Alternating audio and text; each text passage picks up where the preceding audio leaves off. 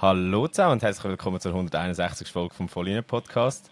Und heute sind wir virtuell unterwegs und wenn ich wir meine, dann meine ich nicht nur den André, sondern unseren Gast. Sie sitzt gerade in Südafrika im Trainingslager und ich glaube, ihr werdet dann relativ schnell mal herausfinden, wieso. Und in dem Sinn möchte ich bei uns herzlich willkommen heißen, Elena Kratter. Ja, hallo zusammen, freut mich mega dabei zu sein. Ich bin Hoi gespannt auf Elena. die Folge. Hallo. Ja, schön hat das geklappt. Elena, ich habe vorher im Vorgespräch gar nicht gefragt, was unsere Connection ist, aber ich glaube, es ist der Andrin Gulich. Kann das sein? Ja, das kann sein. Wir sind zusammen im Super-Zweikampf antreten, ja Stimmt, ja. genau. Ja. Cool. Wie hast du ihn, oder wie hast du das Event in Erinnerung? Sind ihr gut gewesen? Ich weiß es gar nicht mehr. Ja, das Jahr, also letzten Herbst sind wir nicht so gut gewesen. Also wir sind nicht ins Finale gekommen. Das erste Mal, als ich dabei war, vor einem Jahr, sind wir zweit geworden. Aber es macht mega Okay. Spaß. Also jetzt abgesehen vom Rang, es macht euch mega Spaß. Ja, Ja. und man sieht, das funktioniert halt mit den Sportler und Sportlerinnen verbinden. Also du bist jetzt über ihn da und ja, Ja. es ist ja ein Netzwerk, Ja, primär auch genau. wahrscheinlich für euch. Genau, genau. Einfach mal andere Sportarten gesehen, andere Athleten zu sehen, wo man sonst halt nicht so Kontakt hätte jetzt einfach. Mhm, mhm. Hey, ja, du musst mir mal erzählen, eben, der Oski jetzt angetönt, du bist in Südafrika. Ähm, Vielleicht eben ein bisschen zu der Aktualität. Wie sind so deine letzten 1 bis 2 Wochen gewesen? Was hast du gemacht? Wie geht's dir? Ja, mir geht's sehr gut, danke. Ich habe die letzten Wochen sind recht voll gewesen. Ich habe noch Prüfungen geschrieben und dann sind wir eigentlich direkt auf Südafrika. Jetzt ist der zweite Tag, wo wir da sind im Trainingslager. Wir bleiben im gesamten 3 Wochen. Und es dient eigentlich so als gute Vorbereitung dann für die Aussensaison, sozusagen. Ja, okay. Genau, ja. Wir haben es ja noch nicht gesagt, aber du bist ja Parasportlerin. Du bist in der Kategorie T63 unterwegs. Und ich habe nochmal eine andere Verbindung von Volline zu dir gehabt, wo jetzt meine Frage einleitet, und zwar der Fabian Recher. Ich Ja. habe mit ihm letzte geschrieben gehabt, wie es momentan bei ihm aussieht. Und er hat gemeint, jetzt nach der paralympischen Saison, also eben nach Paris, ist jetzt der Weltcup-Kalender noch nicht so voll. Und du hast uns vorhin im Vorgespräch gesagt, es ist alles noch ein bisschen lockerer als sonst. Ja, wie sieht deine Saison aus? Oder wie sieht deine Saisonvorbereitung momentan aus? Ja, also bei uns war natürlich klar, gewesen, nach den Paralympics da brauchst du zuerst mal eine Pause und musst mal kurz runterfahren und dann ist gerade alles andere kurz wichtig. Und dann haben wir eigentlich sozusagen einen Monat später angefangen, als wir normalerweise würden anfangen. Das ist eigentlich, hat so ein bisschen mit dem Grund zusammen, weil unsere WM, also wir haben eine WM jetzt diese Saison und die ist sehr Mhm. spät gesetzt worden, weil sie in Indien ist und halt wegen der Temperaturen das Neu-Delhi haben sie die ein bisschen müssen hinterher schieben. Also es ist erst Ende September, Anfang Oktober. Und darum müssen wir eigentlich wie die Saison oder ziehen die Saison länger. Dafür haben wir eben einen Monat später angefangen. Also, aber ja, sonst ist eigentlich genau der gleiche Ablauf. Einfach wie alles so ein bisschen versetzt sozusagen.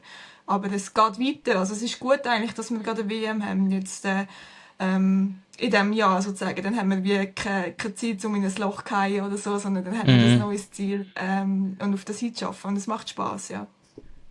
Wie muss man sich denn das genau vorstellen, in der Zeit, wo du jetzt seit Olympia nicht mehr gemacht, oder nein, ich darf es nicht so sagen, nicht mehr so intensiv trainiert hast, wie muss man sich das vorstellen? Bist du am Chillen gewesen und hast einfach wirklich dein Leben genossen oder was hast du gemacht? Nein, also bis jetzt chillt habe ich überhaupt nicht. Ich habe Ende September, ich kann nicht ohne, das ist einfach so. Ja. Aber natürlich, wir haben einfach lockerer angefangen, haben im Oktober, Ende Oktober und Oktober, November dann wieder mit dem Team zusammen angefangen, was wir sonst eigentlich Anfang September angefangen haben. Und von dem her, viel Zeit ist nicht geblieben. Es ist viel gelaufen. Ich bin umgezogen, ich habe Uni angefangen, es ist Rambazamba gewesen. Also es ist nicht wirklich viel Zeit gewesen. Dafür habe ich dann so um Weihnachten mir ein bisschen Pause genommen, mal eine Woche. Und ein bisschen auf der Ski gewesen und einfach alles andere, wo ich vorher nie gemacht habe, das ganze Jahr. Mhm. Ja. Okay. Ski ist eigentlich ein guter Punkt, wenn wir zu deinem Werdegang kommen. Man muss ja sagen, du bist ja ursprünglich nicht Leichtathletin gewesen, oder? Also, du hast ja deine Ursprünge im Skisport, also du bist Paraski gefahren, im Weltcup unter anderem. Und erst durch eine Verletzung bist ja dann du zur Leichtathletik gekommen, ist das richtig? Ja, es ist alles so ein bisschen unplant gelaufen, sagen wir mal so. Ich bin 10 Jahre lang mit dem Skiteam unterwegs gewesen, habe mich da von Stufe für Stufe aufgekämpft bis im Weltcup. Wir hatten im Januar 19 eine Weltmeisterschaft gehabt in Slowenien. Das war eigentlich so mein grösstes Ziel gewesen, so dass meine erste Weltmeisterschaft. Ich habe aber die ganze Saison durch, also im Herbst in der Vorbereitung und schon immer Probleme gehabt mit Überbelastungen. Also ich bin halt einbeinig gefahren, ohne Prothese, alles auf einem Ski. Und das ist eine extreme Belastung auf den Rücken und auf das eine Knie. Mhm. Natürlich auch mit Verletzungen, die vorher schon sind und alles. Und das ist einfach zu viel gewesen, so. Wir hatten dann noch Trainerwechsel gehabt und alles. Und das hat für mich einfach nicht mehr zusammengestimmt. Ich bin dann an der WM gewesen, bin dann auch im Super-G wieder gestürzt, wieder crashed, ins Netz hinein, wieder Knieverletzung. Und habe dann für mich so müssen sagen, hey, ist es das wert so? Weil du hast ein Bein, du hast ein Knie, willst du das kaputt machen, weil das brauchst du dein Leben Mhm. lang noch. Und habe mich dann wie so eigentlich schweren Herzens so für meinen Körper entschieden sozusagen und gesagt, okay, nein, ähm, ich muss das wahrscheinlich aufhören. Und dann war so ein bisschen eine Reha-Phase gewesen von wieder aufbauen, wieder ein bisschen bewegen. Aber ich bin so ein Bewegungsmensch, ich brauche es einfach.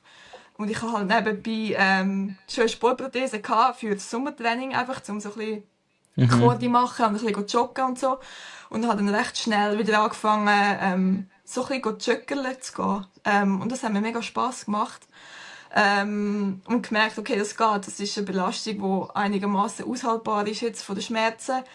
Und habe dann eigentlich über Kontakt zu deutschen Leichtathleten, Paraleichtathleten, die ich vorher schon kennt habe, die haben mir schon seit Jahren haben sie mir immer gesagt, hey, du musst in die Leichtathletik, du hast Talent, das kommt gut und so. Und ich habe immer gesagt, nein, will ich nicht. Ich brauche meine Berge, was will ich auf einer Bahn? So, das ist doch Ja, langweilig so. Und dann ist es eigentlich wie aus einer Wette raus mit einem Kollegen, der selber 400 Meter läuft, bei den Doppelunterschenkel. Haben wir einen Wett gemacht, wenn er einen Weltrekord läuft, dann muss ich mich klassifizieren lassen. Also ich muss wie Ach mich so, geil. registrieren lassen. krass, geil. Und mal einen ersten Start machen, so einen 100-Meter-Start. Und da Ja. gibt es halt immer die Möglichkeit, im Mai in Notwil gibt es einen Schweizer Wettkampf und da findet da so eine Klassifikation statt, das gibt es nur zweimal im Jahr, wo man sich kann zeigen kann und dann wird man von den Ärzten in die Kategorie eingeteilt. So. Und dann habe ich das gemacht, mehr so einfach, weil es unsere Wette war. Und dann dachte ich, ja komm, schadet nicht, mal schauen, was Mhm. passiert. Mal etwas ausprobieren. Und ich bin auch noch nie in einem Startblock gestanden, ich habe noch nie einen 100er, also wirklich nichts. Ähm, und bin halt dort hin und bin gestartet und bin dann ja, auf Anhieb, die haben in diesem Jahr, im 19. ist auch im Winter eine WM gewesen, oder im Herbst eine WM gewesen, auf Anhieb WM-Limite gelaufen. Und dann habe ich Ah, plötzlich gemerkt, krass. so, krass, Okay. so. Ja, Da ist Talent rum. Vielleicht ist eben doch etwas dran mit dieser Leichtathletik. Und dann hat es mich einfach so ein bisschen angefangen zu fuchsen, weil ich habe gemerkt, okay, cool, das ist wieder so das Gefühl, wo man eigentlich wo ich so vermisst habe vom Skifahren, also das Kribbeln vom Wettkampf und so ein bisschen auf etwas mhm. anlangen und so. Und es hat so Spass gemacht. Und dann bin ich im 19. einfach so ein bisschen, ja, langsam angefangen, ein bisschen, Club gesucht und so ein bisschen angefangen zu trainieren, aber alles, eben, ich muss zuerst noch mein Knie und so in Ordnung bringen. Ja, und so bin ich reingerutscht, so sagen wir so. Also, Wow. ein Wett hat dazu geführt, dass die Schweiz 2 Bronzemedaillen geholt hat in den letzten 2 Ja, kann man so Paralympics. sagen, ja. Sehr Krass. geil. Ja, mega coole Story. Ähm, was mich noch so wundernimmt, ist, du bist in Deko starten, hast gedacht, ja, ich schaue mal, aber du musst ja schon eine Ja. gewisse Prothese haben, damit du kannst schnell sein, sage ich jetzt. Wie hast du das so aus dem Nichts raus herzaubern, dass du du machst deine Prothese selber das im Moment. Ja, Das muss man vielleicht vorweg nehmen, aber ich nehme an, zu dem Zeitpunkt ja. hast du noch nicht genau gewusst, wie das muss aussehen. Doch, also Sportprothese, ich hatte eine, Ja. wo ich einfach in der Skifahrerzeit sagen wir, für Sommertraining gebraucht habe. Für so Kordi-Sachen, für ein bisschen joggen und so. Okay. Aber jetzt nicht irgendwie leichtathletik spezifisch etwas gemacht. Einfach halt alles, was nicht geht mit der Alltagsprothese. So kleine Hüpfer und so Zeug, das habe ich halt mit dieser Sportprothese gemacht. Also ich habe eine aber Ja. es ist natürlich ganz anders als das, was ich jetzt habe. Also das Körpergefühl ist anders, der Aufbau ist anders, die Form ist anders, das Federn ist anders. Es ist einfach wie so ein Anfängermodell, kann man sagen. Wo ich mal geschenkt bekommen habe von einem Kollegen, der gesagt hat, hey, es kann nicht sein, dass du nicht rennen kannst. So. Ich gebe dir Ja. mal eine Feder. So. Und mit der bin ich gestartet. Also eben, das ist einfach so, ja, ganz viele Zufälle, die dazu geführt Mhm. hat. Mhm. Ja, zum Glück hat es zu dem geführt. Vielleicht zum Vorweg noch schnell für unsere Hörerinnen und Hörer erklären. Kategorie T63, wo du startest im Weitsprung und im 100 Meter. Was bedeutet das genau? Ja, das T steht für Track, also alles, was auf der Bahn stattfindet. Eben Sprint-Sachen, Sprungsachen. Dann gibt es auch noch F63 zum Beispiel. F ist alles, was im Field ist, das wäre halt Wurfsachen. Mhm. Ähm, und das 63 beschreibt eigentlich so meine Behinderungsklasse. Also Oberschenkel amputiert, das heisst eigentlich alles über dem Knie. Wir haben das Prothese-Kniegelenk, also wir tun nicht mit unserem wir haben kein eigenes Kniegelenk, das wir nutzen können, sozusagen. Mhm. Das ist so der grösste Unterschied, ja. Okay. Und ähm, wie ist denn das abgelaufen, wenn ich fragen darf, jetzt bei dieser Einteilung von dem Arzt? Also die tun dein Bein vermessen oder sie schauen, was du alles kannst machen und dann, oder wie schnell geht der ganze Ja, also ich Prozess? sage mal, bei mir ist es relativ einfach. Bei Amputation ist es relativ einfach. Dann schauen sie, was ist noch da und was ist weg. Und je nachdem, wie hoch das amputiert bist, wirst du eingeteilt. Bei so gewissen Zwischenfällen, also so, oder zwischen, ja, gibt's halt irgendwie das Röntgenbild anschauen und schauen, welche Knochen sind noch da. Mhm. Okay, du hast das Knie nach, du bist die Kategorie, oder du hast das Knie nicht mehr, dann bist du die Kategorie. Das Schwierige wird es natürlich bei den ganzen Lähmungen mit den Spastiken. Ja, die sitzenden Athleten sind nochmal etwas anderes. Wie tut man die klassifizieren? Das sind einfach Übungen, also es sind glaube Übungen, die sie machen oder irgendwelche ja, Aufgaben bekommen, die sie müssen zeigen, ob sie das können oder nicht. Und dann werden sie zusätzlich eben gesundheitlich oder medizinisch noch von den Ärzten untersucht und dann werden sie im Wettkampf beobachtet, wie sich Mhm. verhalten. Und dann wird so eigentlich die Kategorie festgestellt. Okay. Ja. Wie muss man sich denn das vorstellen? Sind eigentlich eure Prothesen dann reglementiert oder standardisiert oder haben die Ja. da eine gewisse Freiheit, sprich oder Stichwort Tuning. Techn Tuning oder technologisches Doping?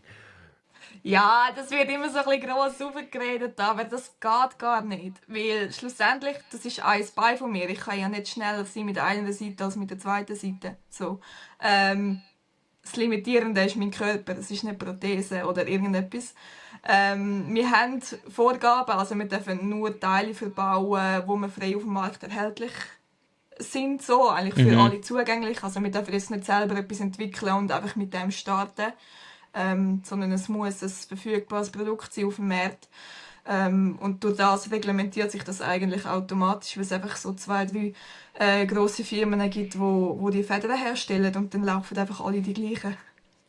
Ja. Aber du machst es dann weg mit dem Know-how, also weil du bist ja Genau. ausgebildete Orthopädie-Technikerin und machst jetzt ein Studium zur Medizintechnik. Ja. Ja, genau. Also sagen wir so, der Knackpunkt oder das, wo du selber kannst anpassen, ist halt der Schaft. Das ist so wie der Teil, wo du drin stehst mit dem Bein. Das muss halt einfach exakt passen auf deine Form, auf dein Bein, wie du das willst haben, wie du die Muskeln willst da drin können bewegen oder was du willst stabilisieren. Und so die Verbindung, das macht jeder selber mit seinem Techniker zusammen. Mhm. Oder eben, ich mache es mir selber. Und darum ist so, das ist halt so ein bisschen der Vorteil, weil ich spüre, was ich brauche und kann es mir genau so bauen. Ich muss niemandem erklären, was ich möchte. mich darauf verlassen, sondern ich kann eigentlich genau so machen, wie ich es möchte. Mhm. Und das ist vielleicht so ein bisschen ein Vorteil, einfach so das Verständnis. Okay. Muss man sich denn das so vorstellen, dass du so in deinem Labor hockst, daheim oder wo es auch immer ist, und dann bist du so am Rumtüfteln und dann macht's Ding und du hast eine geile Idee, wie es jetzt weitergeht mit deiner Prothese, oder wie machst du das selber? Nein, Labor, nein, das ist eine Werkstatt, also das ist ein Ja, Handwerksberuf. okay. ähm, nein, das ist einfach ein Handwerk. Ja, mir die Idee, probiert mal etwas, baut mal etwas, testet aus, dann laufen wir, machen wir eine Probeschaft, das ist noch das PET, wo man kann verformen mit dem Heißluftföhn und Sachen reinkleben und anpassen. Und dann laufen wir mit dem ein paar Wochen, ein paar Monate, bis man das Gefühl hat, hey, so passt's. Und dann macht man das definitiv aus Carbon. Also man nimmt einen Gips, also füllt wieder Gips rein, nimmt den Abdruck und macht eigentlich mit dem Gips Mhm. negativ das Mhm. Gips positiv draus und macht dann daraus Krass. Carbonhülle. Und Carbonhülle, das ist halt leichter als der Testschaft. Dafür du kannst nichts mehr ändern. Also das ist einfach so, wie es ist. Mhm. Und dann muss es halt aber auch exakt passen, weil sonst hast du nachher offene Stellen. Wie Wie viel Zeit viel, steckst Sorry, sag du? ich wollte in eine ähnliche Richtung André. Ich wollte fragen, wie viele Prototypen hast du jetzt eigentlich schon verbaut? Also kannst du das etwa Viel. abschätzen? Viel. Also, ich sage mal so, es hängt halt von verschiedenen Faktoren ab. Sobald du Gewichtsschwankungen hast, oder wenn du im Krafttraining gut machst und ein bisschen zunimmst oder so, dann passt das alles nicht mehr. Dann musst du wieder von vorne anfangen. Und dann kannst du natürlich gewisse Winkel oder so kannst du übernehmen, aber die Grundform musst du eigentlich neu machen. Und jetzt bei der Sportprothese war es bis jetzt immer so gewesen, dass ich sicher jedes Jahr also für jede Saison neu gemacht habe. Im Moment ist es so, dass ich mit der von letzter Saison ganz gut Schlag komme. Also ich möchte jetzt auch gerade keine andere, wenn die noch passt. Ähm, Dann ist die Frage, ja, wenn sie passt, können wir an den Winkel etwas ändern. Dann fängst du dort wieder an, etwas basteln und ausprobieren. Also da bist du Monate dran. Meistens Krass. fängst du im Herbst an und dann so vor den Aussenwettkämpfen machst du sie definitiv, dass es dann halt leichter ist und ready für die Mhm. Wettkämpfe. Ja. Hey, aber also ich frage mich dann so, du machst Spitzensport, du studierst, du schaffst und du machst deine Prothesen selber. Wie sieht so ein normaler Tag bei dir aus? Ja, also ehrlicherweise muss ich sagen, ich habe aufgehört zu arbeiten, nach Ja. Paris mit dem Studium anfangen, weil es ist einfach nicht mehr gegangen. Mhm. Also ich bin wie so auf Abruf noch in einem kleinen Betrieb, einfach wenn sie ein bisschen Hilfe brauchen mit der Produktion, dann gehe ich auch helfen, aber jetzt nicht mehr so intensiv, wie ich es vorher gemacht habe. Studium hat schon einen grossen Teil jetzt von meiner Zeit neben dem Sport und mehr passt da nicht rein. Mhm. Ja, Okay. Prioritäten Ja, setzen. das ist wichtig, ja. Hey, und ja, du machst eben, also gleichzeitig kann man es ja nicht machen, aber du machst parallel Weitsprung und 100 Meter Sprint. Wie ist das so für dich, der Wechsel hin und her zwischen diesen Kategorien, bezüglich Vorbereitung im Wettkampf, bezüglich Körpergefühl?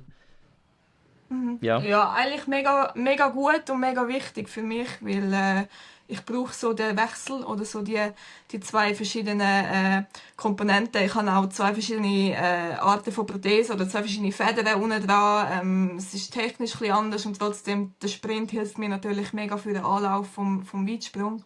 Mhm. Ähm, also ich kann von beiden profitieren und ja, es ist einfach so ein bisschen spielerisch, etwas können zu wechseln, nicht immer zu fest zu fokussieren auf etwas.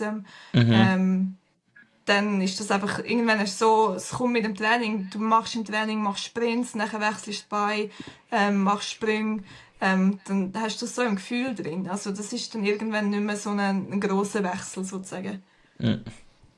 Du bist ja eben sehr erfolgreich gewesen jetzt bei den letzten zwei Spielen. Hast zweimal Bronze geholt im Weitsprung.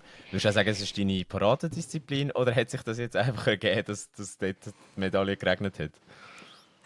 Ja, ich will schon sagen, das Weitsprung liegt mir ein bisschen inner. So, ich bin mehr so der Typ, der so ein bisschen braucht, zum reinkommen, so ein bisschen das Technische herausfinden, wie, wo, was. Ich habe meine 6 Versuche, ich kann mich reinfühlen.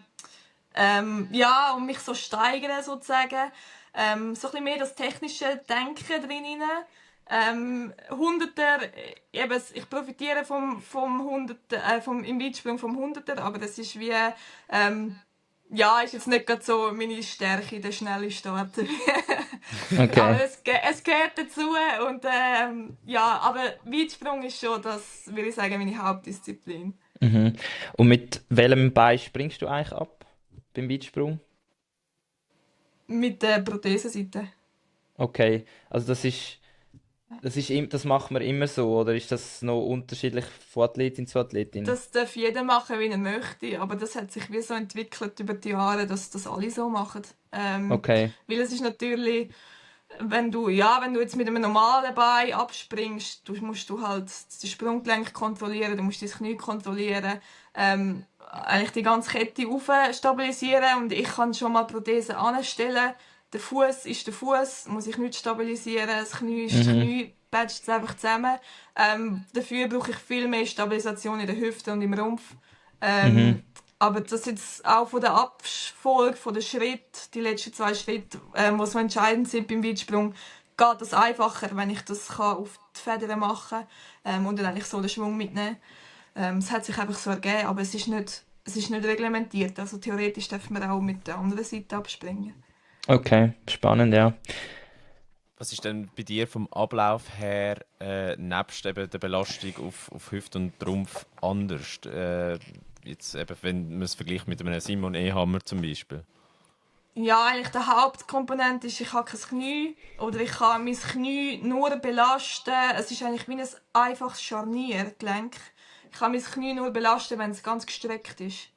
Also ich kann Okay. nicht irgendwie in so Mhm. einem bisschen angewinkelten Bein draufstehen, weil dann klappe ich einfach zusammen. So, sondern ich muss eigentlich komplett in die Streckung rein und mich so drüber hebeln.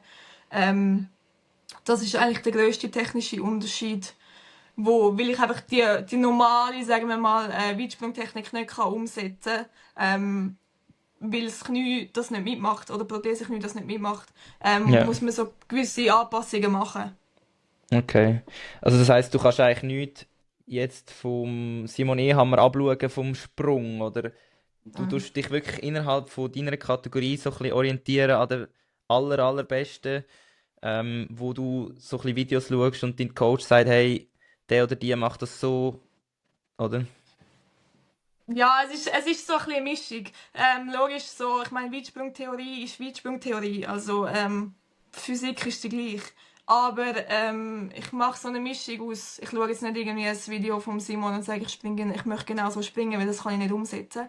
Aber eben, gibt gewisse Komponenten, die sind genau gleich. Also da muss ich genau gleich beachten technisch, Mhm. wie als wenn ich jetzt zwei Beine hätte. Und was ich sehr viel mache, ist bei den Männern schauen, bei unserer Kategorie. Ja. Weil die einfach uns Frauen so überlegen sind nah, und technisch, ja, gewisse Athleten technisch sehr gut dran sind, dass sie so eigentlich meine Inputs holen. Jetzt gar nicht, bei den Frauen schaue ich eigentlich gar nicht, sondern mehr bei den Männern schauen, wie sie es machen. So. Mhm. Und dort so ein bisschen mitnehmen, ja.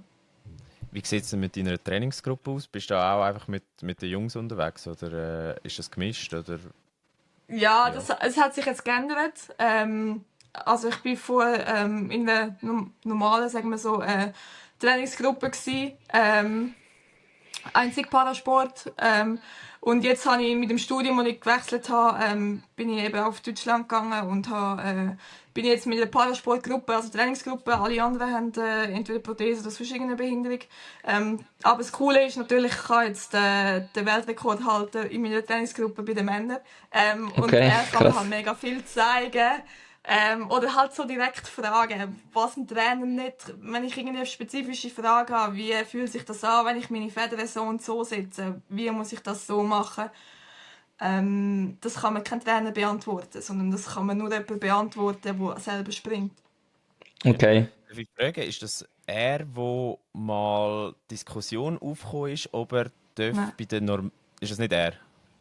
Nein, also er ist auch im gleichen Verein, aber es ist nicht in meiner Trainingsgruppe, weil er springt mit seinem eigenen Knie. Er hat eine andere Kategorie, sozusagen. Er Genau, hat weil das bei Knie ihm war ja noch. die Diskussion, gewesen, ob quasi die Federn hilft beim Absprung, Ja. wenn ich das recht im Kopf habe, oder? Ja, das ist so eine Diskussion, die mal geführt wurde, weil es ist so, Theorie gibt halt so ein bisschen die Athleten, die das Gefühl haben, wir können das zusammenfügen mit olympischen Athleten. Aber ich sage, das sind wie wenn du zwei Disziplinen vergleichst, das kannst du nicht zusammen machen. Und da auszurechnen, was ist jetzt der Vorteil, was ist der Nachteil, es kann sein, dass ein Pferd ein bisschen sprunghafter ist als jetzt das Sprunggelenk. Dafür beim Anlaufen hast du zwei verschiedene Beine, du kannst nicht genau gleich drücken, du hast viel mehr Nachteile, das Tempo zu bekommen. Also es gleicht sich aus, das kann man nicht so sagen, was jetzt Vorteil oder Nachteil ist. Gerade Aber eine ja. Frage, die mir spontan in den Sinn gekommen ist und mich wundernimmt, ist, du hast jetzt immer geredet von denen, die keine Behinderung haben und hast gesagt, ja, Anführungs- und Schlusszeichen, die Normalen. Ähm, wie gehen dir jetzt, wenn du jetzt in deiner Trainingsgruppe bist, wo die meisten Prothesen haben, sagen dir die Normalen? Oder wie tut man das? Wie wäre die offizielle Bezeichnung, wenn man das so sagen darf? Ja. Es gibt keine offizielle Bezeichnung und ich finde halt einfach so, je unkomplizierter, desto besser. Also es gibt genug Leute, die das so wild umschreiben und am Schluss denke ich mir so, was willst du eigentlich sagen? Es sind einfach, ja, es ist halt Tatsache, normal ist, wenn man zwei Beine hat und dann ist es halt nicht normal, wenn man, ich sage jetzt Okay. nicht, dass ich nicht normal bin, aber es ist halt einfacher zu sagen, zwei Beine und ein Beiner oder kein Mhm. Beiner, sozusagen. Mhm. Ja, also wir sind da, ich glaube, die lockersten untereinander selber in der Trainingsgruppe. Also wir haben da überhaupt kein Problem, Okay. irgendetwas Ja, zu ich denke, benennen. manchmal ist es halt noch heikel für uns, die nicht in dieser Situation sind, zum eben genau, wo soll man da Ja, vorsichtig sein und so, aber ist easy, wenn du das so sagst. Ähm, ja. ja, zum Ja, im Thema. eben. Sorry. Ja, Ja, im okay. Zweifelsfall einfach fragen, genau. Also, aber Okay, gut. meine Erfahrung ist eigentlich, dass die Betroffenen selber am lockersten damit umgehen. Easy. Perfekt. Ja, vielleicht noch schnell zu den Olympischen Spielen, also zu den Paralympics. Du hast 2021 bist dabei gewesen, hast Medaille geholt. 2024 bist du auch dabei gewesen, sogar als Fahnenträgerin. Da kommen wir später gerade noch drauf zurück, auf das Fahnentragen, aber vielleicht schnell zu Tokio. Der Moment, wo du eigentlich ja, die Medaille geholt hast und auf dem Podest gestanden bist, was ist das? Was hast du Erinnerungen an den Moment? Ganz ehrlich, an Tokio, also bewusst mag ich mich nicht wirklich an viel erinnern. Das ist wie so ein bisschen ein Filmriss. Das Okay. ist einfach alles so viel gewesen, so überraschend, so neu, so viele Emotionen. Und das ist wie einfach der Moment gewesen. Ich kann da jetzt nicht irgendwie bewusst zurückdenken. Also ich weiß auch nicht mehr von dem Wettkampf bewusst. Ich weiß es von Krass. Bildern, die ich gesehen habe oder Krass. so. Aber sonst weiß ich wirklich nichts. Ich bin da, es war ein komplett anderer Film gewesen, irgendwie. Ähm, ja, und das ist ja auch ein Erlebnis gewesen. Das muss man auch zuerst mal erleben, so, was das mit Mhm. einem macht oder wie man damit umgeht. Ich meine, dort haben wir keine Zuschauer oder nichts gehabt. Wir sind einfach in einem leeren Stadion gesprungen. Aber Ja. trotzdem irgendwie ist so etwas Spezielles gewesen. Ähm, ich weiß es nicht. Also ich kann dir das nicht beantworten. Ich glaube, ich weiß noch den Moment, wo wir nach dem Springen sind wir so ins Stadion hingeführt worden und haben Dopingkontrolle und alles gehabt. Und dann haben wir die Medaille gewonnen, sind gerade abgezwackt worden nach den Medien. Und dann haben wir müssen halt warten, bis wir da die Siegerehrung hatten im Stadion da mit der Medaillenübergabe. Und ich weiß so den Moment, wo wir dort gehockt sind, wir drei auf dem Stühle. Und dann so, was ist das erste Mal so gewesen, was du denkst, so, was machst du da? So, du holst jetzt gerade deine Medaille ab, so. Ja. Den Moment mag ich mich erinnern. Aber der Rest ist alles irgendwie so ein bisschen verschwommener Film. Ja, ist krass, was das mit einem macht. Und vor allem eben sogar ein großer Faktor, wo fehlt, Zuschauer, wo ja nicht dabei gewesen sind, dass gleich du völlig im Film gewesen bist. Also wirklich, ja, es ist eindrücklich. Also in Paris ist es dann hoffentlich ein bisschen anders gewesen. Kannst du dich, oder weil es auch erst noch nicht so lange her ist, ein bisschen an mehr erinnern? Ja, auf jeden Fall. Also Paris habe ich mir auch selber persönlich vorgenommen, einfach alles aufzusagen. Mitzunehmen, aufzusagen, geniessen. Ganz egal, wie es rauskommt. Das ist komplett andere Situation gewesen als jetzt Tokio, wenn du als Rookie angehst und niemand erwartet irgendetwas und du machst einfach. Und Paris ist dann halt schon ein paar Jahre dazwischen gewesen, schon Leistungen zwischendrin gewesen. Und darum war wie so gewesen, okay, es ist ganz anders. Trotzdem habe ich für mich selber das Ziel gehabt, einfach alles geniessen und aufzusogen. Und die Stimmung ist einfach, ja, brutal gewesen. Also es ist so, wir haben nie damit gerechnet, dass sie es schaffen, das Stadion zu füllen für die Paralympics. Gehofft, dass es einigermaßen irgendwie ein bisschen Zuschauer hat und dass irgendwie die Verkaufszahlen aufgehen. Aber das kannst du natürlich nie beeinflussen. Und dann sind wir ich weiß nicht, im Warm-up-Track gewesen, am Abend vor unserem 100-Meter-Final. Und dann hat der Coach noch so gesagt, hey, ich habe gerade eine Nachricht bekommen, es ist ausverkauft heute Abend. Und das ist einfach so, wow, es gibt mir jetzt noch Gänsehaut. Es ist einfach so, ich denke so, okay, krass, so ein grosses Stadion. Und dann natürlich, wenn du dort am Start stehst, das ist, ja, also das ist, ich glaube, einmalig.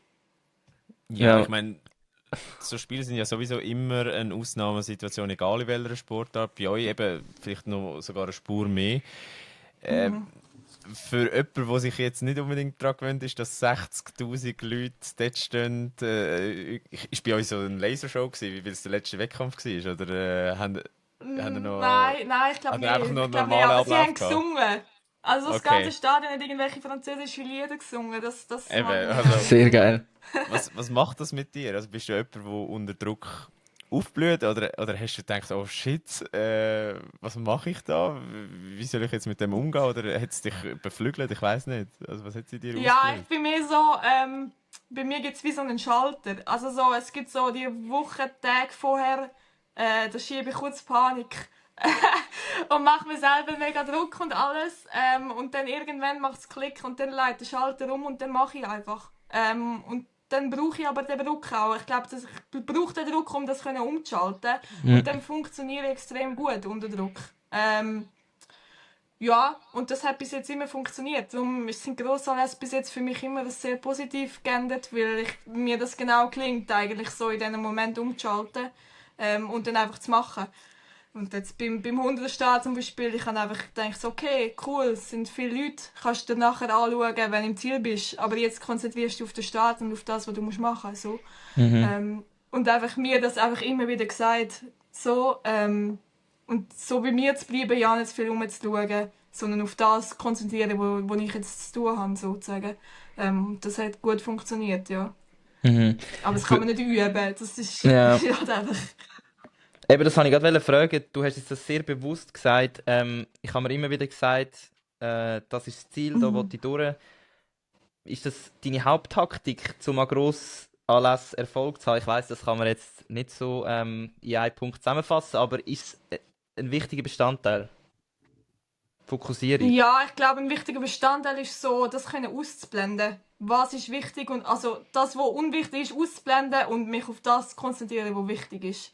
Jetzt auch gerade beim Weitsprung, das war das erste Mal, wo Familie, Freunde dabei waren, wo wir so nah bei den Zuschauern gesprungen sind, wo sie Sachen reinrufen oder irgendetwas. Das habe ich mir natürlich bewusst darauf vorbereiten. Was macht das? Weil wenn wir sonst Para-Wettkämpfe haben, sind keine Zuschauer. Und darum ist wie, ja, einfach so bewusst können ausschalten, okay, ich brauche meinen Trainer an der Bande, das ist die einzige Person, wo mir irgendetwas sagt, wo ich irgendetwas aufnehme. Ich brauche mein Gefühl auf der Bahn und der Rest ist mir ganz egal in dem Moment. So. Und das können zu machen, ist, glaube ich, ja, das Wichtigste.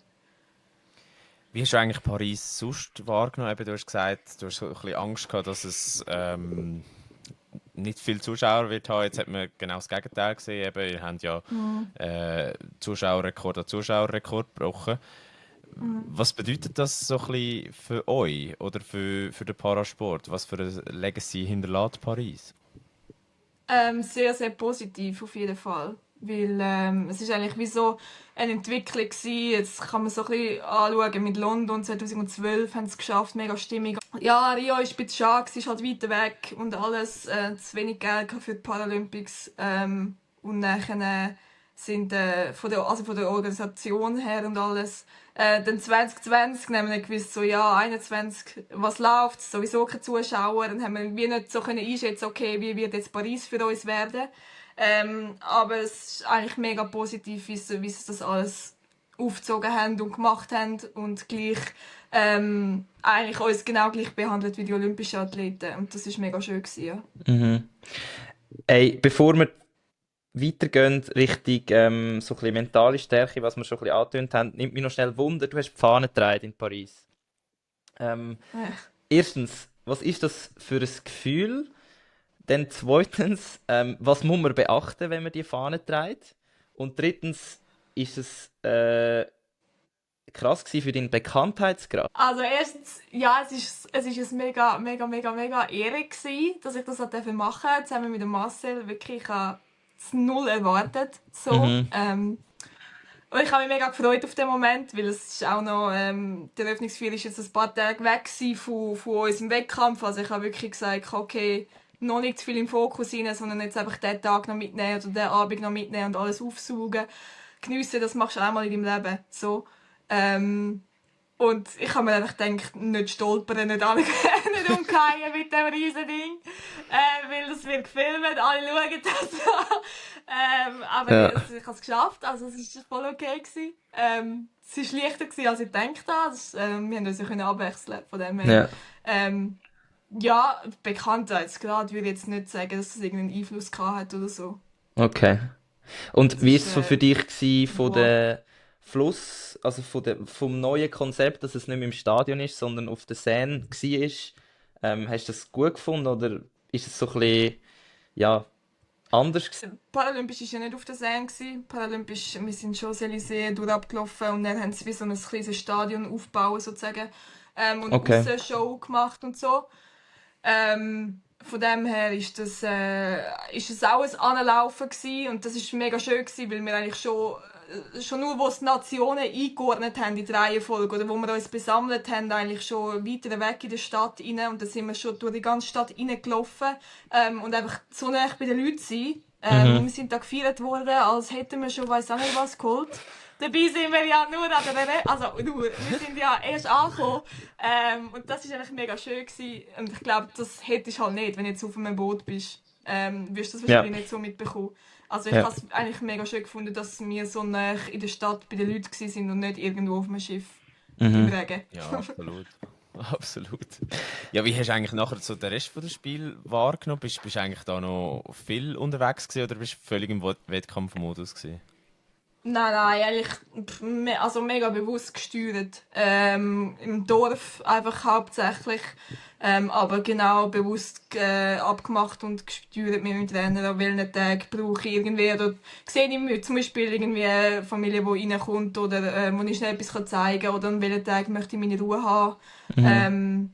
Und das eigentlich wie so ja, mega bewusst gemacht. Aber sicher einfach mal ankommen, das Dorf kennenlernen, die Trainingsanlage kennenlernen. Für mich ist immer wichtig, dass ich so ein bisschen an einem Ort bin, wo ich mich schon eingelebt habe, bevor die Wettkämpfe losgehen. Dass es nicht so hektisch ist, ja. Mhm. Also du bist jetzt nicht irgendwie die ganze Zeit am Sightseeing gewesen oder andere Wettkämpfe am Verfolgen, Nein. sondern wirklich... Nein, Zimmerruhe ist schon ein Ja. grosses Thema. Gerade mit der Prothese darfst du nicht zu viele Meter gehen, nicht zu viel laufen, weil das Dümmste, was passieren kann, wenn du irgendetwas Blattern oder so holst. Mhm. Und darum haben wir uns so kleine Kickboards mitgenommen und sind dann mit denen zum Beispiel essen oder so, dass wir einfach möglichst wenig Meter laufen. Ja. Okay. Ja, apropos Essen, das nimmt mich noch Wunder. Die Ruderer haben, ich war eben auch in Paris gewesen und dann mit denen noch fortgegangen. Die haben gesagt, das Essen sei katastrophal gewesen im Olympischen Dorf. Hast du das auch so wahrgenommen? Ja, eine Katastrophe will ich jetzt nicht gerade sagen. Wir haben etwas zu essen bekommen und es war warm. Ja, super. Aber das ist jetzt so, im Vergleich zu Tokio würde ich jetzt Tokio bevorzugen, von der also auch eigentlich von der Organisation, also ein bisschen von der Essensausgabe, vom Insgesamten. Und bei uns hast du dann halt schnell gemerkt, wenn es gegen das Ende zugegangen ist, haben sie dann die Hälfte schon zugemacht, es hat nichts mehr gegeben, oder es ist so ein bisschen, ja, das Essen ist jetzt nicht das mega Highlight gewesen, aber du gehst Hast ja du nicht noch so alle einen wegen dem Essen. viralen Schokimuffin bekommen? Ich habe nicht probiert, aber ich finde, ich habe jetzt nicht so... Also ich habe jetzt nicht den Hype nicht so ganz verstanden, ehrlich gesagt. Ja gut, das sind wir als Schweizer natürlich ein bisschen, ja, anders gewöhnt, oder? Ja, wirklich. Ähm, Wenn wir weiter schauen, dann würde ich sagen, haben wir vorher angetönt, dass eben Paris das erste Mal so wirklich extrem viele Zuschauer gehabt hat bei den Paralympics. Was auch so ein bisschen eine kleine Premiere war, ist ja, die Spitzensport RS, wo das erste Mal ja, Paraathleten und Athletinnen dabei gewesen sind. Und du bist dort 2021 in dieser RS gewesen. Ja, wie hast du die Zeit in der Armee erlebt gehabt? Und ja, was hätte das jetzt genau gebracht? Und wie wichtig ist das gewesen, dass ihr auch endlich mitmachen könnt dort? Ja, es war mega, mega, mega wichtig gewesen und auch eine mega gute Gelegenheit für uns Parasportler. Eigentlich bin sozusagen ein Testkaninchen gewesen. Geht das oder geht das nicht? Was kann man mitmachen, was kann ich nicht mitmachen?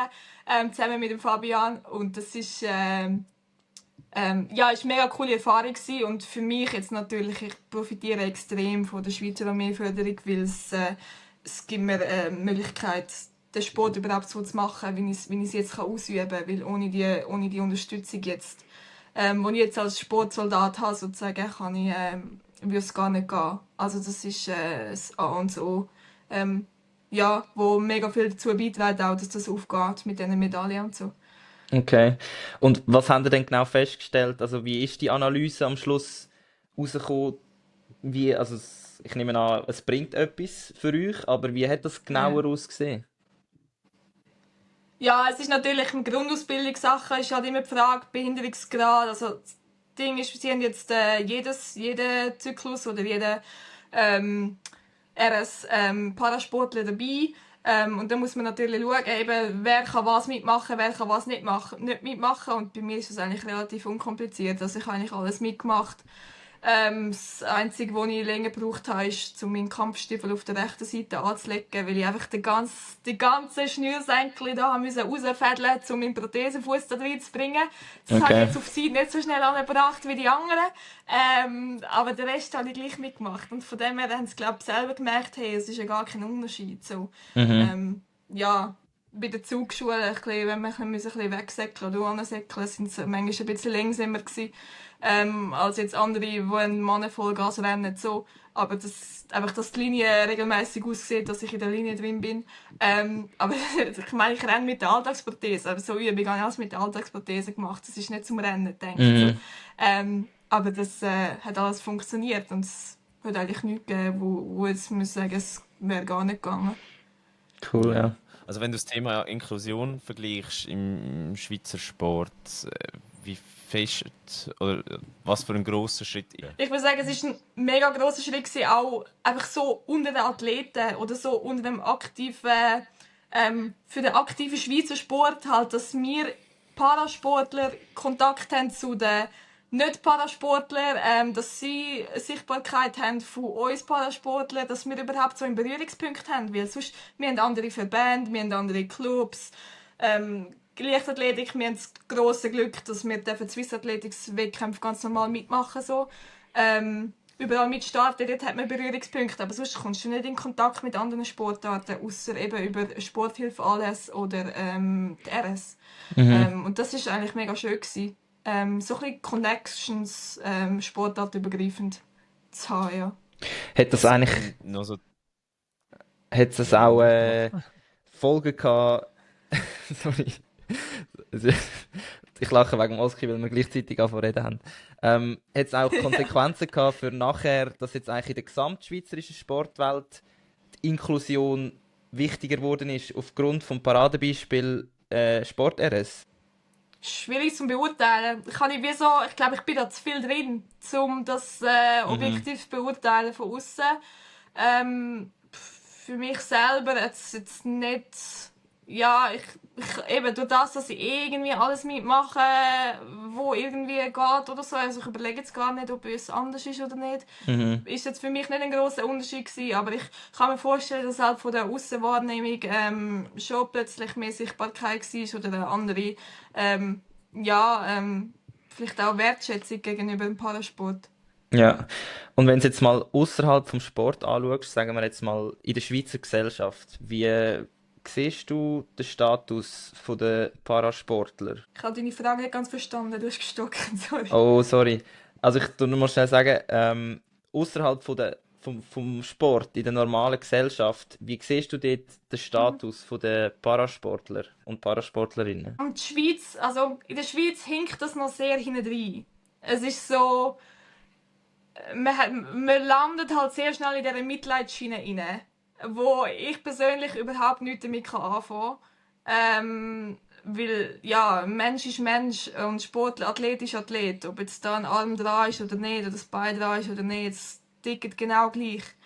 Ähm, und darum ist wie, in der Schweiz wird es noch ziemlich, wie soll ich sagen, ein bisschen belächelt. Oder man müsste wie, belächelt ist das falsche Wort, man müsste es konsequenter trennen, meiner Meinung nach, zwischen so geistig behinderten Sport und Leistungssport, Parasport. Das müssen wir konsequenter trennen und ich glaube, dann wird die Wahrnehmung auch ganz anders.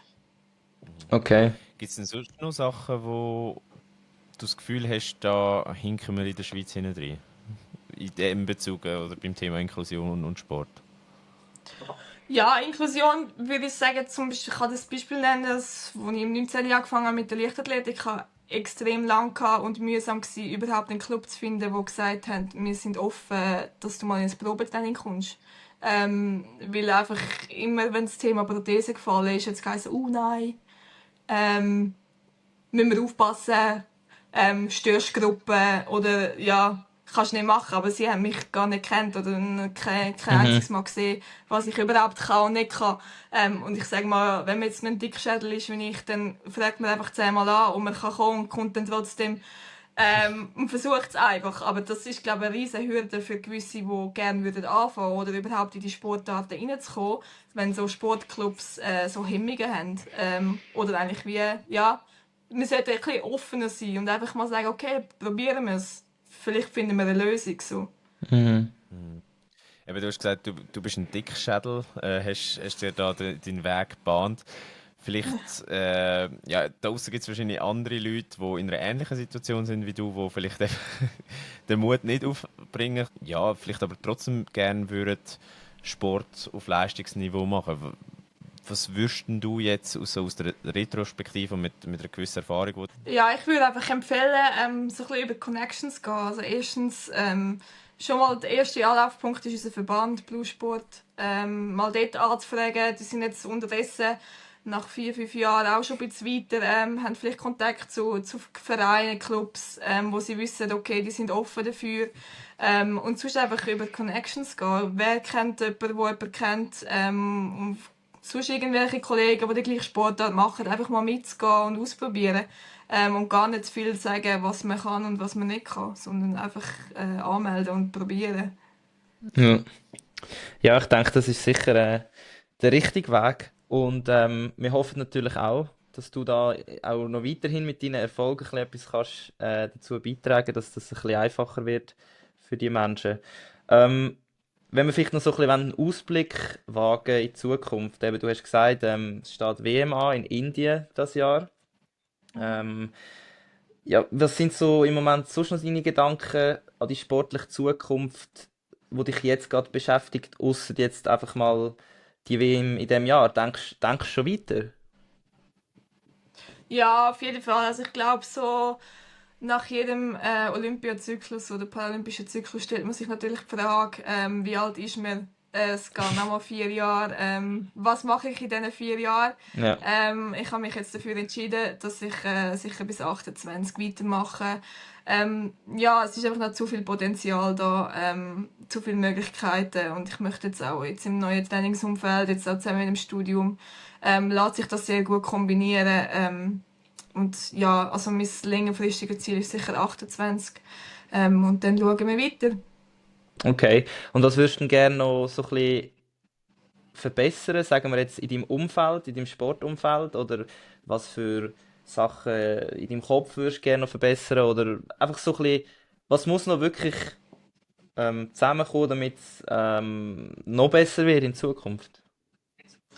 Ich glaube, das sind so verschiedene kleine Schräubchen, wo alles noch schon mal an einer rechten Position sind, aber noch genau gerichtet werden könnten. Also es fängt Mhm. an einfach mit dem Technischen.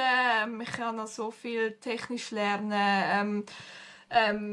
Mich steigern mit der ganzen Prothesentechnik, vor allem auch irgendwie neue Inputs bekommen, ja, so neue Gefühlsarten vom Springen, vom Sachen, probier mal das ausprobieren. Ich glaube, es gibt noch wie zu viel Sachen, wo ich für mich noch so ein bisschen umspielen möchte, um zu schauen, bringt mir das etwas oder nicht. Ähm, ja, das kann ich jetzt wie konkret nicht etwas sagen, aber es ist Mhm. wie so viel kleine Schräubchen, wo man noch ein bisschen anziehen könnte und mal schauen, was passiert. Ja. Wie viel fehlt noch zur Goldmedaille bei WM, EM oder Paralympics? Ja, sagen wir, wenn ich meine Trainingsleistungen bringe an einem Wettkampf, dann fehlt nicht mehr viel. Es ist, Zwei, drei Schräubchen. ja, 2, 3 Schriebeli. Ich meine, ich habe jetzt Zeit bis 28. Das Ziel ist natürlich vorher schon, ja, also das Kopfziel, sagen wir mal so, ist halt natürlich der Weltrekord als Zwischenschritt. Aber das wird, ja, schauen wir, was passiert. Das ist doch gut. Eben aufs Wesentliche konzentrieren und dann nachher werden die Resultate schon kommen. Letzte vielleicht Genau. ähm, Frage von dem, ja, Interview wollte ich nicht sagen, aber von dem Gespräch, wie wir es vorhin so schön gesagt haben. Wie willst du der Sportwelt in Erinnerung bleiben, wenn du mal zurücktrittst von deiner aktiven Karriere? Jetzt nehme ich an, habe ich wieder gestockt, weil ihr schaut das so komisch. Ja, Ja, Gut, also ja, ich sage es nochmal. es geht kurz Wie, verschwunden. Elena, wie willst du der Sportwelt in Erinnerung bleiben, wenn du mal deine aktive Karriere beenden? In der Welt bleiben. Ich würde Ja. Mein Ziel ist so ein bisschen in der Schweiz halt so ein bisschen einen Anstoß zu geben, gerade so den jüngeren Athleten oder so ein bisschen ein Ansprechpartner sein oder so ein bisschen Vorbildfunktion klingt so ein bisschen gross, aber so ein Ansprechpartner sein, um auch sich ein paar Türen können zu öffnen für junge Athleten, wo denen Möglichkeiten zu geben, die ich nicht hatte. Wo irgendwie, ich hatte niemanden gehabt, wo ich aufschauen konnte und sagen, schau, das ist ein Schweizer Athlet mit Prothese, der so und so gesprungen ist oder wo so und so die Leistung gebracht hat. Und Mhm. es gibt so viele Kinder, die gerne würden, ja, Sport treiben und das eigentlich auch normal, egal welche Sportart, vielleicht auch in den Leistungssport reinzukommen. Aber die haben einfach keine Vorbilder in der Schweiz, weil das einfach Parasport so klein gehalten wird. Auch von der Medienpräsenz und alles. Und darum ist wie mein Ziel, so ein bisschen ein Ansprechpartner sein, die Jüngeren auch ein bisschen mitzuziehen oder denen ein bisschen die Türen zu öffnen und die zu pushen, wenn sie Hilfe brauchen oder wenn es irgendwie ums Material. ja, also ich bin sicher, du bist da ein Trailblazer. Du machst da den Weg frei. Wenn jetzt da irgendjemand zulässt, per Zufall gerade, wo selber in dieser Situation ist oder wo ein Kind hat in dieser Situation, wie kann man denn dich kontaktieren? Wie kann man mit dir in Kontakt treten, zum genau eben von dem Anspruch nehmen?